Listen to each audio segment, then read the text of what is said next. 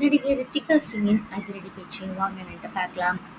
சுதா கொங்கராவின் இயக்கத்தில் வெளியான இறுதிச் சுற்று படம் மூலம் தமிழ் சினிமாவில் அறிமுகமானவர் ரித்திகா சிங்.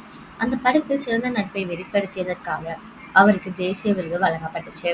அந்த படத்திற்கு பின் ஆண்டவன் கட்டளை, சிவலிங்கா, ஊமை கடவுளே, கொலை, கிங் ஆஃப் கோத்தா, மலை பிடிக்காத மனிதன் என தொடர்ந்து படங்கள் நடித்தவர். ரஜினியின் வேட்டையின் படத்திலும் நடிச்சிருந்தாங்க. இந்த நிலையில் பேட்டி ஒன்றில் அவர் பேசிய விஷயம்தான் தற்பொழுது இணையத்துல வைரலாகியிருக்கு. அதில் தமிழ் சினிமாவில் ஒரு நடிகரை தேர்வு செய்ய வேண்டும் என்றால் நான் ரஜினிகாந்தை தான் தேர்வு செய்வேன். உயர்ந்த நட்சத்திரமாக இருந்தாலும் எவ்வளவு அன்பு, எவ்வளவு பணிவு, எவ்வளவு எளிமையை கொண்டிருக்கிறார் என்பதை பேராச்சரியமாக இருக்கும். உங்களை யாராவது சைட் எடுத்தால் என்ன செய்வீர்கள் என்று கேட்கிறீர்கள்.